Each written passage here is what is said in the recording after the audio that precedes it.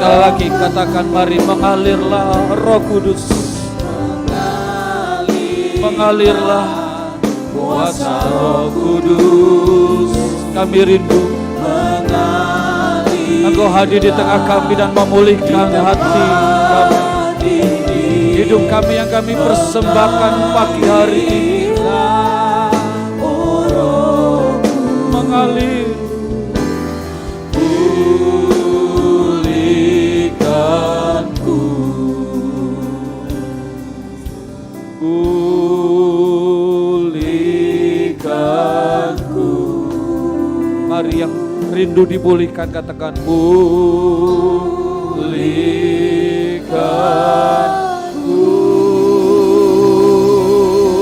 Ya bakaraba sandur ya rabataka ya rabaramo. Indarama ya rabataka ya rabasandur.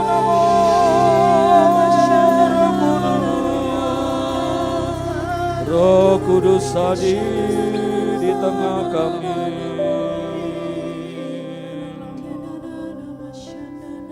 Selamat pagi Roh Kudus. Kami persilakan Engkau mengambil alih hati dan pikiran kami pagi hari ini. Dan layanilah kami semuanya pagi hari ini dengan kehadiran-Mu di tengah-tengah kami. Sebab kami butuh Tuhan pemulihan, kami butuh kekuatan. Kami butuh ya Tuhan perkara-perkara nasihat dari Roh Kudus sendiri. Maka pagi hari ini kami terbuka untuk kebenaran firman-Mu ya Tuhan. Hamba-Mu yang menyampaikan, kami yang mendengar, sama-sama diberkati oleh Tuhan. Terima kasih, terima kasih. Segala puji, hormat, kemuliaan kami kembalikan untuk hormat bagi Tuhan Yesus Kristus. Silakan Roh Kudus, kami siap diberkati dengan firman-Mu. Mari yang siap diberkati dengan firman Tuhan, sama-sama katakan amin, amin, amin, amin.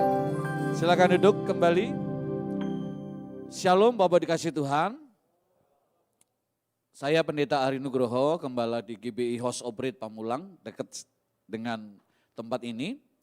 Dan tentunya berterima kasih untuk Pak Gembala yang telah beri kesempatan untuk menyampaikan kebenaran firman Tuhan, dan salam juga dari jemaat kami karena Pak Gembala pernah melayani di tempat kami juga. Jadi saya pernah melayani juga dulu di UMAS kalau nggak salah ya, usia emas Pak, waktu masih di Changsen ya. Dan sekarang tempat ini sudah dipakai untuk beribadah bersama-sama. Puji Tuhan, istri saya satu, anak saya dua. Dan mereka tidak bisa ikut karena ibu selalu jaga kandang dulu ya. Dan hari ini saudara dikasih Tuhan, saya diingatkan untuk setiap kita mempersiapkan diri saudara. Mempersiapkan diri untuk apa ya? Semuanya harus dengan persiapan yang baik. Kalau segala sesuatu dipersiapkan, saudara dikasih Tuhan, tentunya nanti hasilnya juga akan menjadi baik. Tema khotbah yang saya bawa hari ini adalah berjaga-jaga di akhir zaman. Kita memang sudah mengetahui semuanya saudara bahwa memang ini waktunya sudah sangat singkat dan dekat. Khotbah tentang kekalahan memang agak jarang saudara ya, tetapi biasanya kita senang pemulihan, berkat, mujizat.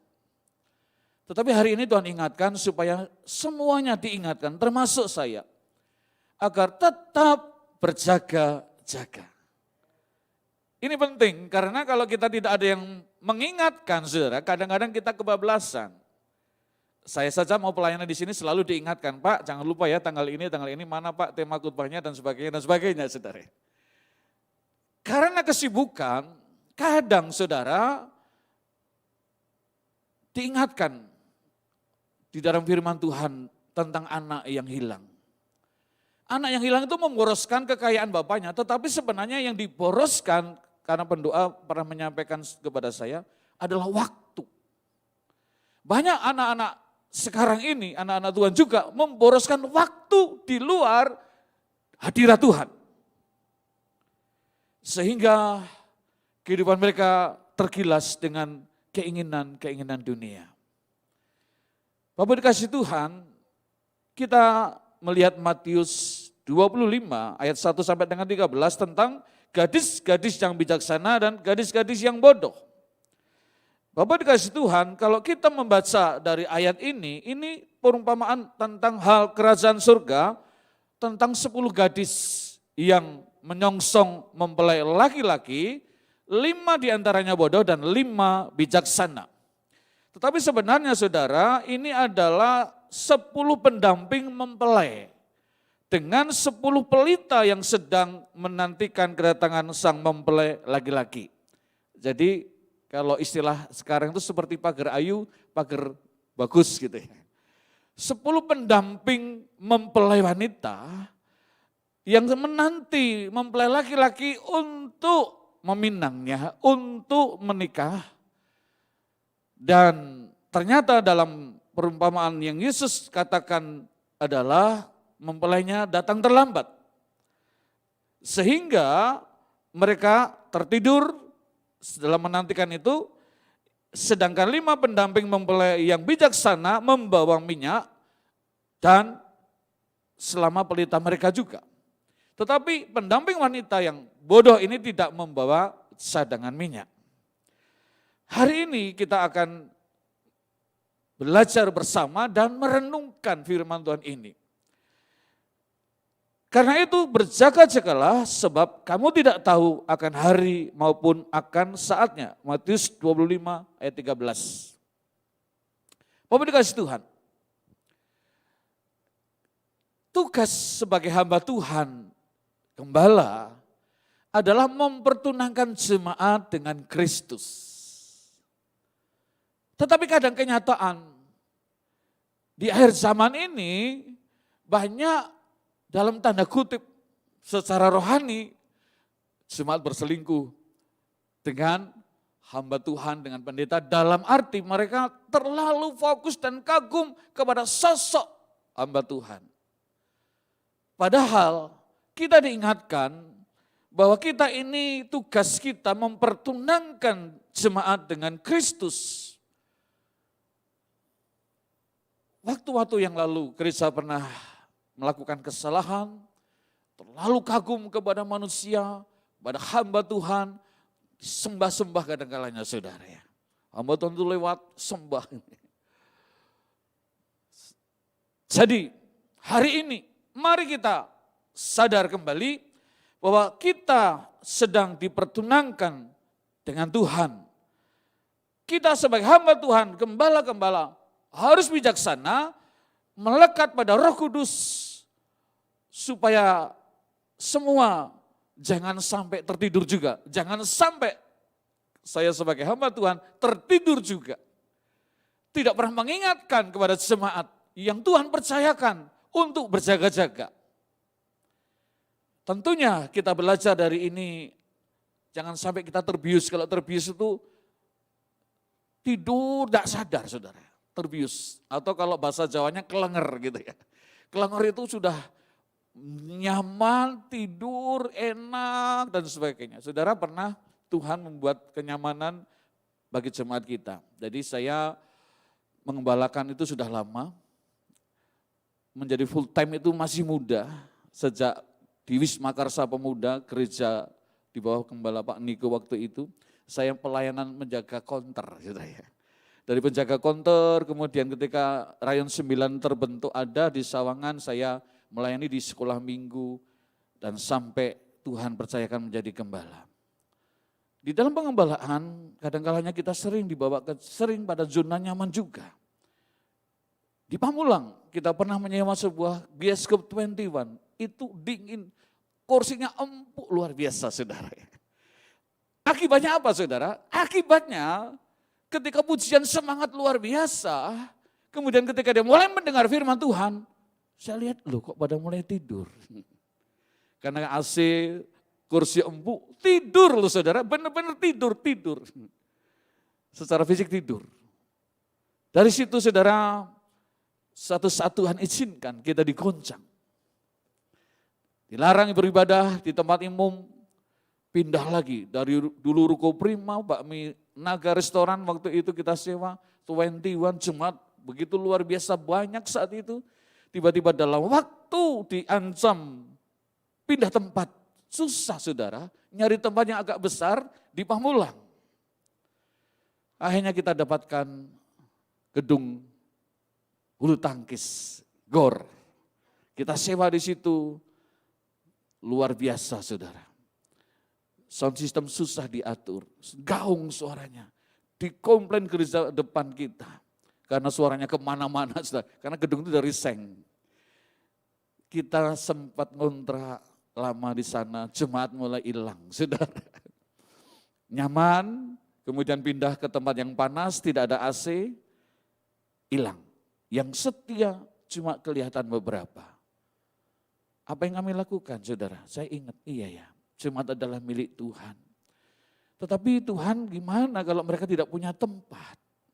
Burung di udara saja punya tempat gitu kan. Maka saya mulai berdoa. Puji Tuhan ditawarkan untuk gereja membeli, tapi syaratnya adalah saya carikan tempat supaya saya pindah gedung bulu tangkis ini. Kebetulan yang punya anak Tuhan. Uang tidak ada, sentul waktu bangun, rayon kita sedang bangun. Saya berpikir saya bisa berharap minta tolong bantuan dari pusat. Ternyata mereka tidak bisa, harga 1,3 M itu luas 400 meter naik menjadi 155. Situlah saya mulai gimana Tuhan gitu sudah ya. Kalau enggak akan dipilih orang lain, kita tidak punya tempat. Disitulah perlu kesatuan para pelayan Tuhan. Akhirnya saya berdoa, teman-teman berdoa, berpuasa. Puji Tuhan. Luar biasa, bisa terbeli, kita pinjam 700 juta, kita kumpulkan dapat 850 juta, mulai kita cicil, lunas. Akhirnya kita bisa pakai tempat itu saudara. Tapi pergumulannya, Tuhan mengajar untuk mendewasakan jemaat. Karena ketika saya berharap kepada manusia, saya pernah pikirannya jalan. Saya coba bikin proposal ke pengusaha. Tidak ada yang balik, saudara. Saya bertobat, nangis, Tuhan ampuni saya mengandalkan manusia. Saya berdoa, Tuhan bicara begini, sekarang aku akan memberkati umatku, ajari mereka memberi. Saya mengadakan gerakan 70.000, saya ajak jemaat menabur, selesai juga saudara. Lunas juga, malah Tuhan kasih berkat lagi, beli ruko di belakang gitu saudara. Untuk sekolah minggu, untuk sekretariat, untuk baptisan. Disinilah saudara tugas kita jangan terlalu nyaman. Sebagai jemaat yang harus bertumbuh dewasa, saya ajak saudara harus hari-hari ini ingat, Tuhan sudah semakin dekat kedatangannya dengan tanda-tanda yang paling saudara harus ingat sekarang adalah jika Injil Kerajaan Surga sudah diberitakan di seluruh dunia, lah itu pasti tiba waktunya. Sekarang mudah sekali orang bisa mendengar Injil dari media sosial, YouTube. Sebab itu mari saya dan saudara diingatkan, perumpamaan tentang gadis yang bijak dan gadis yang bodoh itu mengajarkan kepada kita tentang sikap hati. Tentang apa saudara? Sikap hati yang seharusnya kita ambil untuk menunggu kedatangannya. Dari 5 gadis yang bijak kita mendapat prinsip tentang hidup berjaga-jaga di akhir zaman. Saudara, apa itu? Bagaimana sikap hidup benar di akhir zaman yang mereka contohkan? Kita kembali ke PowerPoint saudara. Yang pertama, saudara ingat bahwa Alkitab dimulai dari kitab Kejadian tentang dibuka dengan pernikahan. Kemudian dalam kitab Wahyu ditutup dengan pernikahan, Wahyu 19 ayat ke-7, hari perkawinan anak domba telah tiba. Artinya saya dan saudara sedang dipersiapkan untuk berjumpa dengan sang mempelai. Tuhan gambarkan dalam pernikahan selama ini, suami istri dan kita punya anak. Itu ada gambaran bagaimana kita, hubungan kita dengan Tuhan itu hubungan seperti bapak dan anak. Bukan hubungan yang transaksional gitu ya, kalau aku memberi ini, Tuhan harus kembalikan ini gitu ya. Kalau aku menabur ini juga harus Tuhan kasih ini. Bukan seperti itu hubungan kita dengan Tuhan. Tapi hubungan seperti bapak dan anak, hubungan seperti mempelai. Tuhan mencari mempelai yang dewasa, saudara. Saya dan saudara memang sudah usia, tetapi belum tentu dewasa juga loh saudara dari usia, jabatan, pangkat, belum. Kedewasaan rohani itu diukur dari sebuah tanggung jawab. Kedewasaan rohani itu dari sikap, kehidupan, respon kita terhadap sebuah persoalan. Maka hari ini saudara, mari kita belajar yang pertama, sikap yang harus kita contoh di dalam hidup yang benar di akhir zaman adalah hidup seturut firman-Nya. Katakan bersama saya, 2, 3, hidup seturut firman-Nya. Gadis-gadis yang bodoh itu membawa pelitanya, iya. Tetapi ini ada tetapinya. Tetapi tidak membawa minyak. Bagaimana pelita akan terus nyala loh saudara kalau nggak ada minyak. Sedangkan gadis-gadis yang bijaksana itu membawa pelitanya dan juga minyak di dalam buli-buli mereka. Untuk cadangan, untuk sewaktu-waktu. Kalau mereka pelitanya mulai padam, mereka isi, ketika mempelai belum datang, mereka masih bisa melihat di dalam terang itu. Jadi hidup seturut firman-Nya itu seperti apa? Di dalam Mazmur 119 ayat 129 dan sampai 130, saudara firman Tuhan itu seperti ini, peringatan-peringatanmu ajaib, itulah sebabnya jiwaku memegangnya. Bila tersingkap, firman-firman-Mu memberi terang. Pengertian kepada orang-orang yang bodoh. Kenapa kita harus hidup seturut dengan firman-Nya? Tadi saudara, ketika kita dalam pergumulan, dalam persoalan, saudara, firman Tuhan itu ajaib. Ajaib saudara. Justru kami dapatkan jalan keluar ketika kami merenungkan firman Tuhan. Kamu harus begini. Ayat ini mengatakan gitu ya, seperti itu. Kemudian kita lakukan saudara, kita praktekkan. Ada banyak orang kemudian memakai jalan sendiri di luar firman Tuhan, akhirnya gagal. Di awal tadi sempat saya berbicara dengan Bapak Gembala, bahwa saya terpanggil itu sebenarnya sudah tidak kecil untuk melayani Tuhan. Keluarga kami adalah keluarga hamba-hamba Tuhan, kakek nenek saya misionaris, sampai ke Papua di suku Fak-Fak. Tahun lama sekali, tahun 1900, saya belum lahir. Tapi saya dengar ceritanya, sampai anak istrinya meninggal di sana karena malaria. Kemudian anak dan yang meninggal itu laki-laki dan perempuan diganti ketika dia kembali ke Jawa, menikah dengan orang Jawa, dan lahirlah anak-anak dan salah satu ayah saya. Ayah saya namanya Eklas Sutrisno gitu ya. Dan diberikan nama itu yang meninggal di Papua itu sama tante saya. Dan kemudian bapak saya ini terpanggil melayani menjadi penginjil, guru agama. Masih di gereja yang lama kami, merintis gereja di lereng Gunung Sindoro Sumbing. Di desa-desa saya waktu kecil sering diajak dari kami 7 bersaudara. Tugas saya adalah ketika bapak saya menginjil, menyetel film bisu tentang kisah Yesus. Bapak saya yang ngomong, saya bagian yang muter, dinamo. Ya sudah ya. Kalau saya lelah, itu bleret. Ya bleret itu sinarnya mulai berkurang. Tuh, terus gitu ya. Jadi itu memang waktu itu masih pakai alat yang seperti itu saudara. Dan kita masih jalan kaki, kadang naik sepeda. Ada yang berkati sepeda kumbang waktu itu, kadang juga harus di kayu juga, karena kehabisan bensin.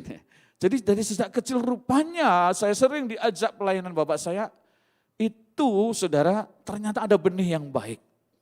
Meskipun ketika saya mulai besar, saya merasakan bagaimana kehidupan kok miskin ya jadi pendeta ya. Ibu saya bidan, susah, kami sekolah susah. Saya berkata, Tuhan aku gak mau jadi pendeta, makan batu. Tapi terpanggil kembali saudara ketika mulai lulus SMA. Saya sempat kuliah, sempat diizinkan kuliah. Tapi kemudian ketika di Jakarta, ada teman yang mengajak, yuk sekali-kali persekutuan doa ini ke gereja ini gitu ya. Waktu itu saya sudah diwanti-wanti oleh almarhum Bapak. Kalau kamu ke gereja, jangan cari gereja yang bahasa roh. Jangan cari gereja yang nangis-nangis gitu. Tapi saya penasaran saudara. Diajak teman lama-lama gak enak, saya ikut. Loh ini gereja kok kayak panggung. Biasanya kan kita hening, sunyi gitu saudara ya. Tapi tiba-tiba ini waduh ada full band, ada ini. Tapi saya mau lihat pesan bapak saya ini, itu sesat, mana yang sesat saya dengerin gitu ya. Kok enggak ada ya, mereka memuliakan nama Tuhan. Masih muda saya, kemudian saya tersentuh dengan sebuah lagu. Engkau tahu ya Tuhan, tujuan hidupku hanyalah untuk menyenangkan hatimu. Tiba-tiba kok saya bisa nangis saudara. Tiba-tiba saya yang tidak mau tepuk tangan. Yang tidak mau angkat tangan ya rasa berat, tiba-tiba bisa angkat tangan saudara. Kok kemudian mulai kerasan di situ saudara. Kemudian terpanggil, kemudian teman saya ngajak waktu menjadi full time di bagian keuangan di gereja itu, saya siap, saya mau saudara. Jadi di sini saudara ketika Tuhan membawa kita kembali, diingatkan supaya saudara kembali kepada firman Tuhan, Dia sanggup mengubah dan menuntun hidup kita menjadi ciptaan yang baru, mengarahkan jalan kita menuju tujuan akhir dengan selamat. Jadi saya ajak saudara untuk jangan bosan, terus baca firman Tuhan, terus melakukan firman Tuhan. Amin. Kadang-kadang kita suka bosan ya, waduh bosan ini ya. Bosan kemudian nonton TV, wah ini ada sepak bola dunia, wah enak ini saudara gitu ya. Kemudian kita lupa waktu-waktu yang hilang, yang diporoskan dengan kesenangan mata, keinginan daging, keangkuhan hidup. Padahal Tuhan ingin waktu kita saudara. Satu hari ya di mata Tuhan itu 1000 tahun bagi manusia kan. Kalau misalkan umur manusia itu 70 sampai 80 tahun udah pol gitu saudara ya. Kalau dibagi dengan waktunya Tuhan, kira-kira kalau saya sampai usia 70-80 tahun, di hadapan Tuhan itu hidup saya berapa jam? Kalau dibagi-bagi ketemu paling 2,5 jam di hadapan Tuhan seumur 70 sampai 80 tahun. Jadi ada banyak waktu yang terbuang. Iya, ada orang yang pernah survei. Waktu tidur terlalu banyak saudara, waktu bekerja juga terlalu banyak. Waktu beribadah di dalam hidup manusia ini, kalau sampai umur 70-80 tahun, kira-kira cuma 6 bulan. Jadi Tuhan ingatkan, firman Tuhan itu bisa mengubah. Dalam segala hal, ya. Pernah sebagai namanya hamba Tuhan kekurangan, ya. Punya anak mau sekolah gak punya uang, ya. Terus apa yang aku lakukan? Pinjem? Oh enggak. Meskipun bisa nyicil, bisa. Tapi aku renungkan firman Tuhan. Tuhan, kan firman-Mu berkata, Allahku akan memenuhi segala keperluanku menurut kekayaan dan kemuliaannya. Kami sepakat bersama istri berdoa, bangun mezbah. Pertolongan Tuhan apakah langsung dari langit turun uang? Oh enggak. Tapi kadang-kadang yang tidak dipikirkan dengan pikiran kita, timbul dalam hati, dengar dalam telinga. Tuhan pakai juga orang lain, bukan semangat malahan orang lain. Pak, kok saya digerakkan Tuhan memberkati Bapak, saya nangis di situ saudara. Kok firman Tuhan ini ya dan amin ya. Ketika saudara dan saya mengandalkan firman-Nya, Saudara tidak akan dipermalukan sebagai anak-anak Tuhan. Jangan lupa ya, baca firman Tuhan.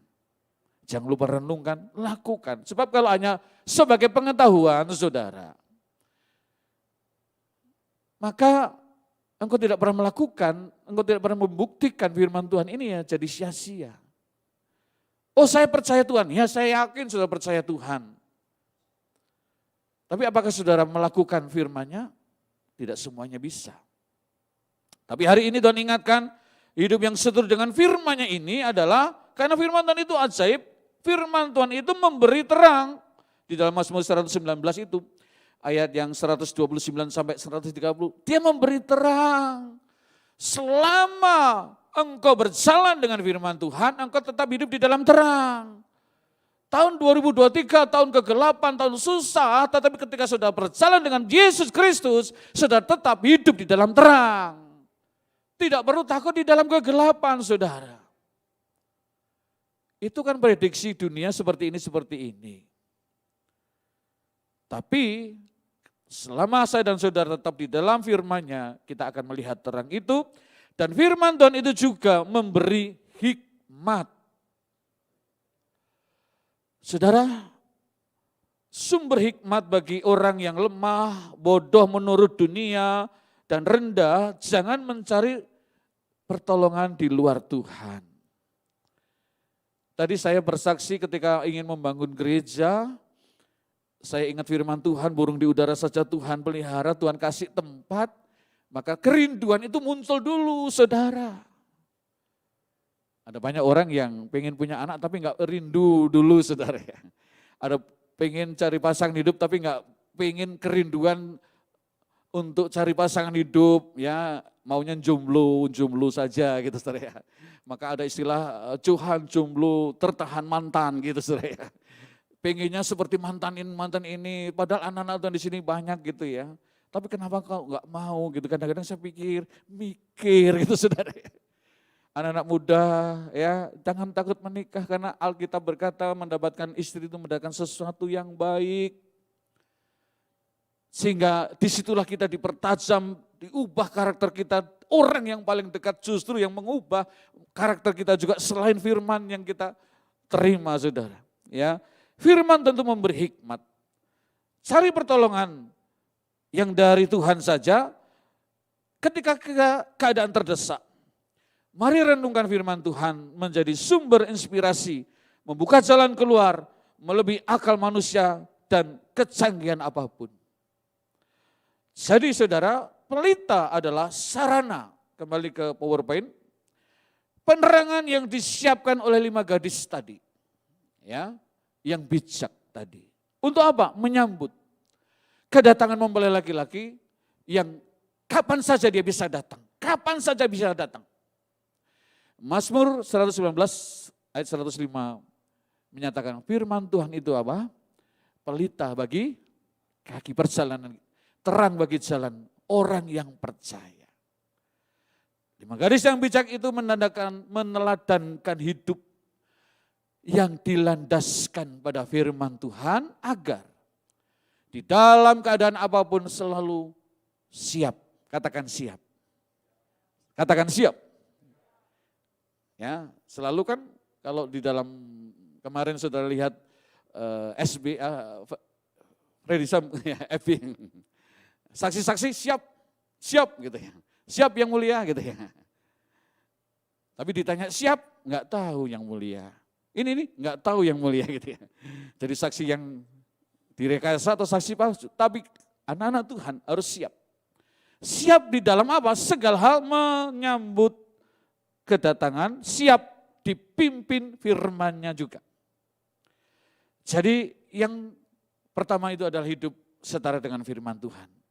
Yang kedua saudara, dari kisah yang kita bisa belajar untuk memiliki sikap hidup yang benar di akhir zaman adalah hidup dipimpin oleh Roh Kudus.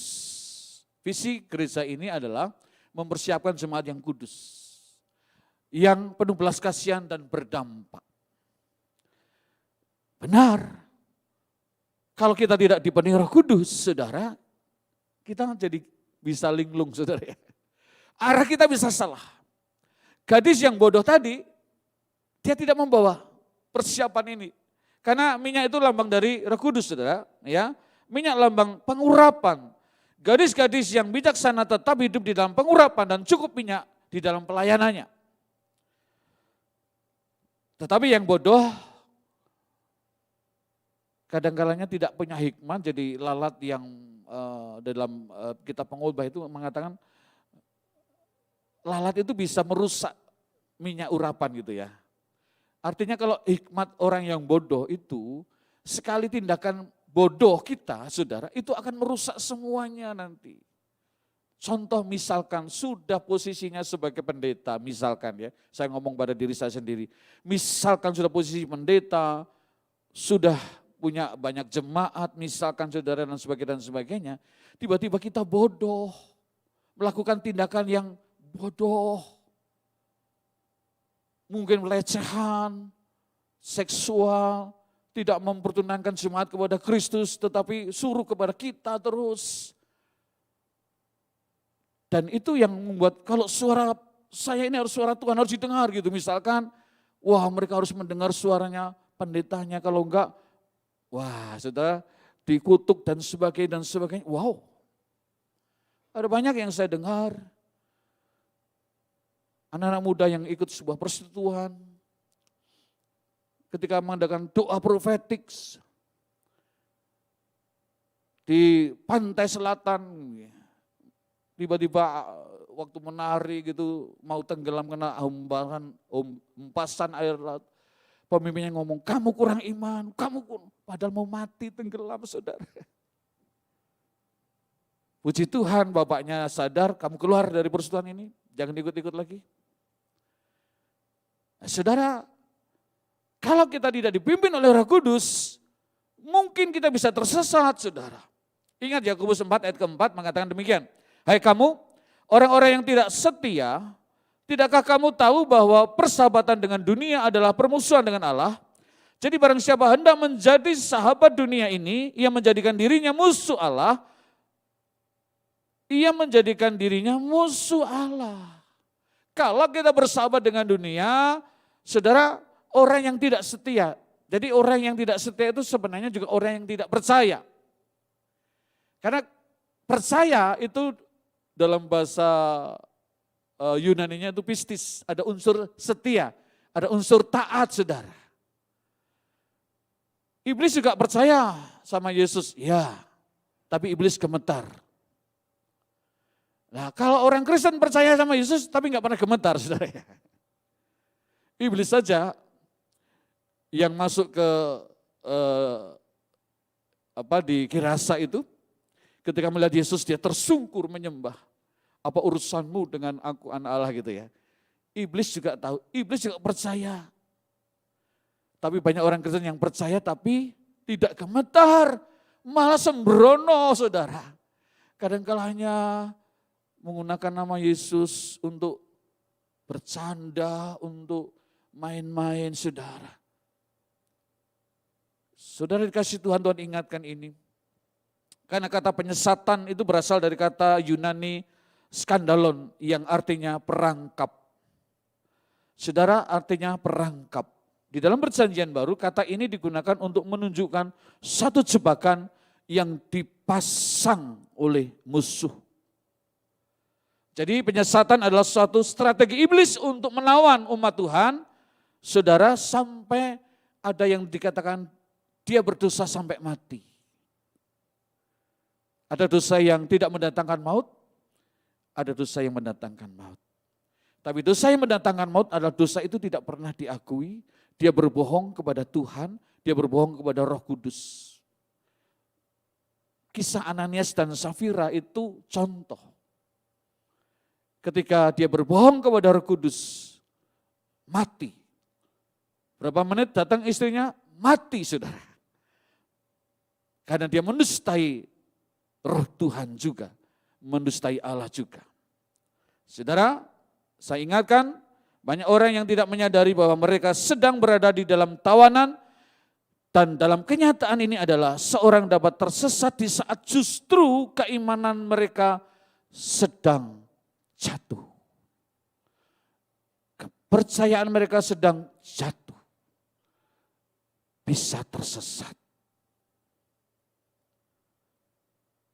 Kita hidup di akhir zaman, ada banyak saudara bisa lihat YouTuber, pengajaran-pengajaran di sana. Tapi saya mau ingatkan saudara, meskipun mereka terkenal di YouTube, bisa bicara apa saja gitu saudara.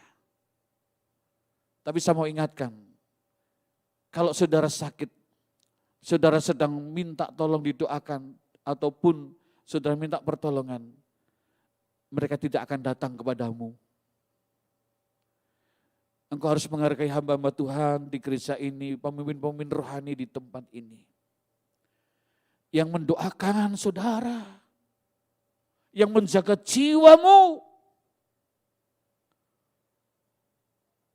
Kita terlalu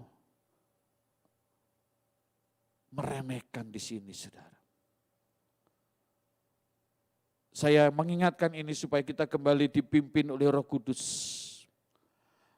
Sebab pasti Dia akan memimpin kita ke jalan yang benar. Amin.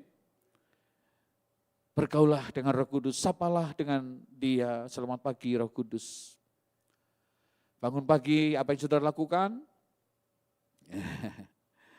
Ada yang macam-macam ya, tapi saya ingatkan ketika bangun pagi, duduk sebentar, jangan langsung kaget-kaget gitu saudara. Sebab kalau kita kaget, apalagi seusia umur-umur kita ini, itu bahaya loh saudara kalau kita kaget ya. Ada sebuah kesaksian, seorang teman saya, dulu juga pengerja kami, tapi sekarang rumahnya pindah di BSD. Suatu saat dia sedang memeriksakan kesehatannya di rumah sakit. Waktu duduk ya lagi lihat-lihat handphone, tiba-tiba namanya dipanggil, dia kaget. Langsung dia lari, dia jatuh saudara. Terjungkal, dia jatuh duduk begini, tidak bisa bangun lagi. Terus akhirnya harus opnam. Dia mulai marah sama Tuhan. Tuhan, kan saya sudah baca Mazmur 91. Saya sudah ini Tuhan, kenapa kok Tuhan izinkan saya jatuh seperti ini? Kok gak bisa bangkit lagi? Marah terus saudara. Tapi kakaknya bijaksana, udah sekarang gak usah marah. Kamu bicara sama Roh Kudus dah. Kamu bicara sama Roh Kudus. Apa maksudnya? Minta, doa gitu ya. Akhirnya di rumah sakit itu sendiri, dia berdoa. Roh Kudus cuma bilang gini, kenapa kamu marah? Senyum aja. Langsung dia taat, dia senyum-senyum di kamar saudara ya. Kalau ada CCTV, ini ibu ini senyum atau habis minum obat atau gimana. Senyum. Tapi proses kesemuanya dipercepat sama Tuhan. Oh saya jadi ingat iya ya, Ayub waktu ngerundel sama Tuhan. Tuhan aku kan orang saleh, orang bener. Tapi kok menderita gini ya. Sahabat-sahabatku sialan semua itu nasihatin. Tapi Tuhan ketawa kepada Ayub kan. Kenapa kamu marah-marah gitu kan Ayub. Udah doain temanmu doain. Dan Tuhan pulihkan 2 kali lipat kan. Kekayaan dan anak-anaknya dikembalikan. Saudara, ketika dia melakukan ini, Tuhan percepat kesembuhan. Tapi di luar itu ternyata Tuhan sedang pulihkan lebih jauh dari apa yang dia doakan. Anaknya ketika datang nangis, karena anaknya cuma 1 perempuan lagi hamil 8 bulan. Ma, kok selalu mama yang menderita ya, kok enggak apa-apa. Saya tahu kisahnya kan begini. Jadi suami istri ini pernah jaya, tapi karena salah mengelola keuangan, jadi ludes, hidup dalam manusia yang lama, dipakai untuk judi, untuk macam yang enggak jelas, ditipu orang, dan sebagainya. Karena mungkin dia tahu firman, dia enggak lakukan gitu ya. Sampai kerja keluar kota dan sebagainya, akhirnya habis. Anaknya yang masih remaja ngikutin penderitaan orang tuanya, sakit hati lihat bapaknya demikian. Kok sekarang mama terus yang sakit gitu ya. Kemarin habis dioperasi ini, sekarang mama masuk rumah sakit. Tetapi disitulah Roh Kudus berbicara. Kamu harus ngampuni papamu. Hanya ibunya ngajak, ayo kita memberkati papa, kita mengampuni papa. Itu muncul tiba-tiba saudara. Saya merenungkan Tuhan baik sekali pada keluarga ini. Apabila anaknya yang hamil 8 bulan itu masih punya kepahitan sama bapaknya, bayangkan nanti benih kepahitan kepada cucunya nanti ya dari ibu ini. Wow, sudah dibereskan sebelum lahir saudara. Kita beri kemuliaan bagi Tuhan kita Yesus Kristus. Roh Kudus memberikan pengertian kepada ibu ini, kepada anaknya juga yang lagi hamil. Ketika dia bisa mengampuni, terjadi pemulihan saudara keluarga. Wow, luar biasa saudara. Saudara enggak terbayang, meskipun dia sepertinya sudah melupakan kisah-kisah yang pahit pada masa lalu itu. Tapi disitulah Tuhan pakai kelihatannya yang tidak baik mendatangkan kebaikan saudara. Jadi kalau Bapak Ibu hari ini mungkin mengalami hal yang sama, tidak baik keterpurukan, tanya Roh Kudus. Belum tentu jawabannya seperti ibu tadi, Roh Kudus sangat kreatif, bisa memberi jawaban kepada saudara. Satu dengan yang lain pasti berbeda-beda. Amin.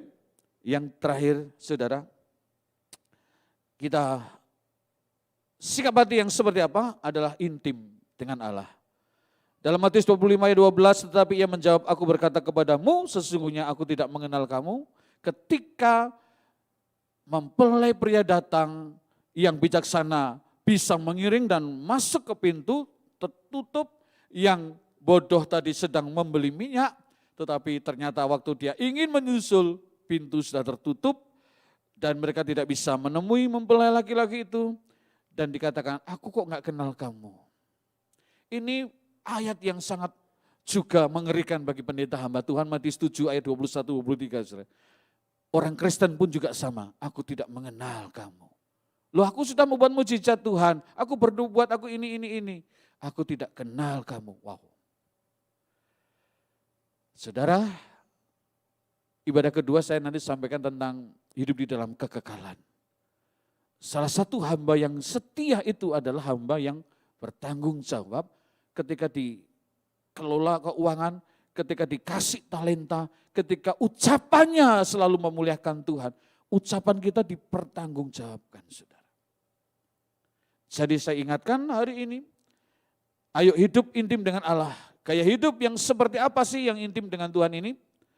Adalah tentunya saudara berdoa, saudara harus merenungkan firman Tuhan, ya. Kadang Alkitab mengatakan, saudara mau beruntung, saudara mau berhasil. Yosua 1, ya, ayat ke-8, Keluaran 30 ayat 19-20. Mazmur 1 ayat 1-3, renungkan firman Tuhan, lakukan firman Tuhan. Saudara, kalau saudara ingin hidup berhasil dan beruntung, ya ini, firman Tuhan ini. Maka saudara akan berhasil dan beruntung, saudara. Jadi, tadi kembali ke saksian ibu tadi, mungkin nanti akan ditulis di warta juga. Dia sekarang dikasih Tuhan jualan, ya. Saudara nanti boleh mampir ya, ini enggak promosi ya. Di Sin Plaza sana pasar itu Jumat kami yang pernah melayani di kami, ya dia bikin miskom sarapan pagi, mie baskom ya. Jadi waktu itu Tuhan, waktu mereka berdoa di doa ungaran, Tuhan kasih kamu jualan mie di baskom gitu ya. Waktu seminggu dia taat, enggak laku saudara.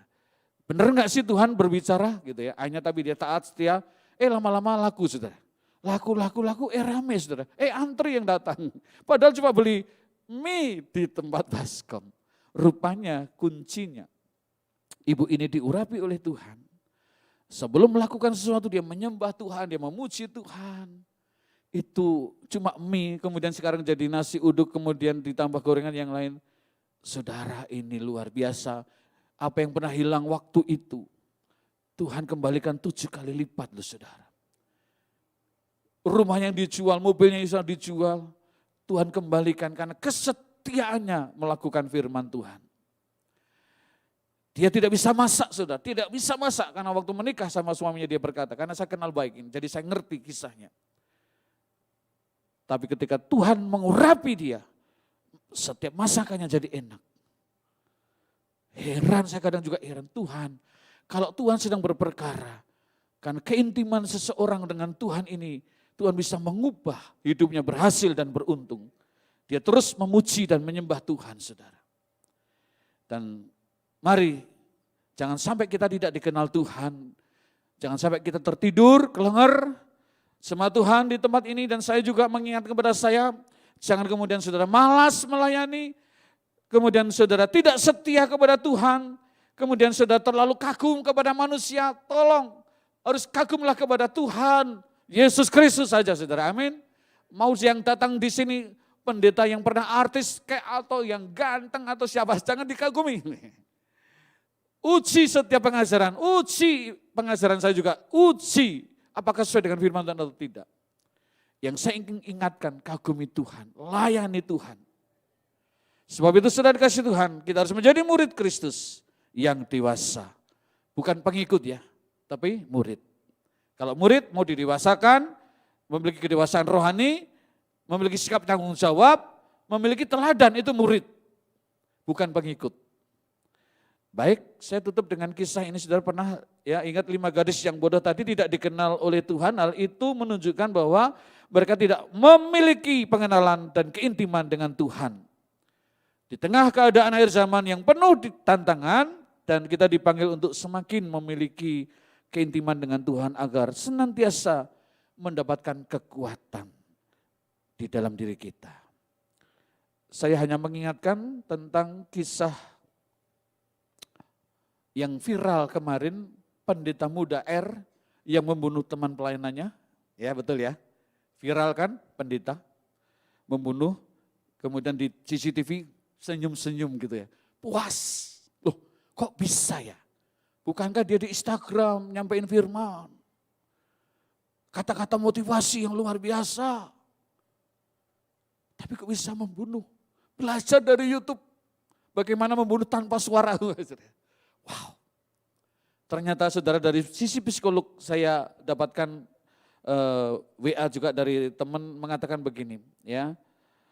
Kasus pendeta muda R yang membunuh teman pelayanannya adalah kasus penting bagi umat Kristiani untuk menyadari bahwa selain gereja ada dunia yang lebih real yaitu di luar sana ini.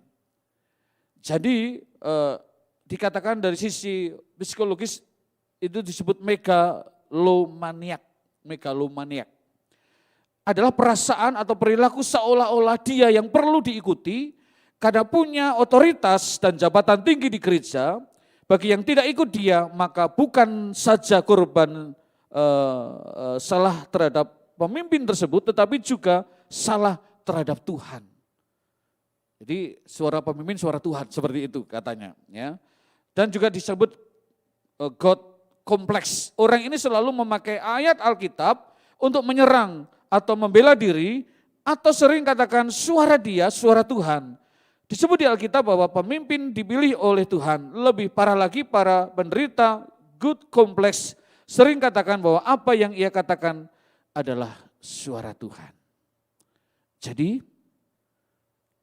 keintiman kita dengan Tuhan, kita harus mendengar suara Tuhan, suara diri kita atau suara setan. Tetapi ketika saudara hidup setia dengan Tuhan, dipimpin Roh Kudus dan melakukan firman-Nya Tuhan, firman Tuhan tidak akan pernah salah. Kadang apa yang Tuhan perintahkan di luar akal kita. Tetapi ketika kita taat, maka terjadi sesuatu yang luar biasa. Sebab itu hari ini berjaga-jagalah di akhir zaman ini, karena waktunya sangat singkat. Kita bangkit berdiri, hamba-Mu telah selesai, ya Tuhan, mengingatkan baik kepada hamba-Mu sendiri, maupun umat Tuhan yang Kau kasihi di tempat ini. Agar visi ini tergenapi ya Tuhan, mereka dipersiapkan menjadi mempelai Kristus yang kudus, dan tentunya tidak bercacat dan celah di hadapan-Mu. Terima kasih, bekerjalah Roh Kudus, bekerjalah di tempat ini. Semua mungkin yang mendengar firman Tuhan hari ini juga memiliki pergumulan yang sama. Tetapi ada Roh Kudus di dalam hidupmu. Gunakan kuasa potensi yang dahsyat ini untuk engkau bekerja sama dengan Roh Kudus di dalam membaca firman Tuhan, di dalam merenungkan firman Tuhan, di dalam kerinduan untuk mendekat kepada Tuhan. Tuhan tidak mau diduakan. Allah kita Allah yang cemburu. Kembalilah kepada Dia. Zaman sekarang berjagalah. Dunia, beritanya sudah kencang-kencing kemana-kemana. Tetapi Tuhan ingatkan, tetap fokus kepada Tuhan kita Yesus Kristus. Haleluya, haleluya. Kita tutup dengan pujian ini, zaman sekarang berjagalah. Zaman sekarang berjagalah. Lihat dunia bergelora, kedengaran sini sana, liana menjagarkan. Berlindunglah pada nama Tuhan. Sekali lagi, zaman sekarang berjagalah. Zaman sekarang berjagalah.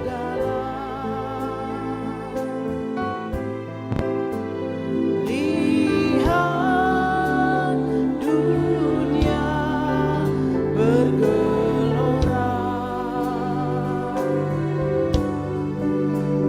Kedengaran sini sana banyak kabar menggamparkan. Berlindunglah dalam sabda Allah. Terima kasih Tuhan, terima kasih untuk kebenaran firman-Mu. Tuhan, ajar umat-Mu berjaga-jaga, supaya kami tidak ketinggalan, supaya kami tidak menjadi seperti 5 gadis yang bodoh Tuhan. Terima kasih Bapa, terima kasih. Meteraikan firman-Mu, biar menjadi berkat buat setiap pribadi yang mendengar hari ini. Dalam nama Yesus, haleluya, amin. Saudaraku, menyingkat waktu, kalau saudara